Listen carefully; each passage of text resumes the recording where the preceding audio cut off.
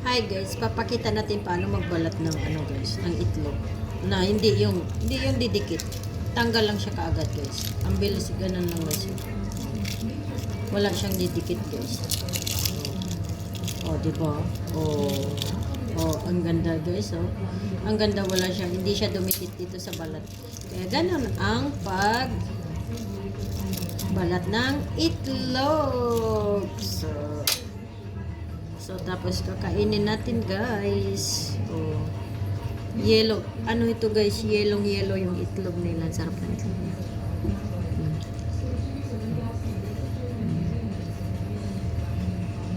Diba?